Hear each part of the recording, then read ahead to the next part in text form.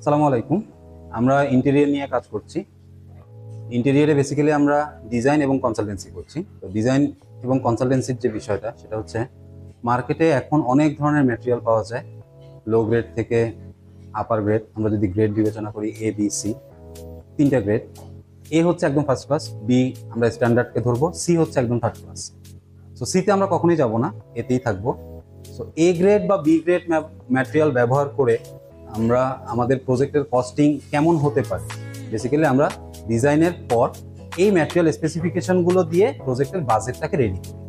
তাতে করে যেটা সুবিধা হয় যে আমি এই বোর্ডটাকে বা এই স্লাইডিং ডোরটাকে রেডি করার জন্য কি ধরনের ম্যাটেরিয়াল ব্যবহার করব এবং তার প্রাইস কত পড়বে। যখন এই স্পেসিফিকেশনগুলো আমরা রেডি করে দেই তখন আপনাদের জন্য ডিসিশন নিতে সহজ হয় যে আমি গর্জন বোর্ডে যাব না মেরিন প্লাইতে যাব, আমার কস্টিং কত পড়ছে, স্ট্রেংথ কি, এই ডিসিশনগুলো নিতে সহজ হয়।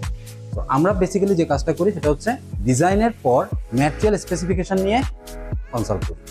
কী ধরনের ম্যাটেরিয়াল ইউজ করা যায়, ওই ম্যাটেরিয়ালে কস্টিং কত পড়বে, স্ট্রেংথ কেমন থাকবে, এই বিষয়গুলো ডিসকাস করার পরে এক্সিকিউশনটা শুরু হয়।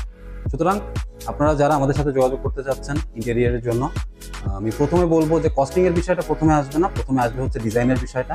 যে আমার ফ্লোরটা ডিজাইন আগে রেডি করতে হবে, ডিজাইন রেডি করার পরে কী ধরনের ম্যাটেরিয়াল ইউজ করলে কস্টিং কত হবে, স্ট্রেংথ কেমন হবে, এই বিষয়গুলো আমরা আপনাদেরকে সাজেস্ট করব।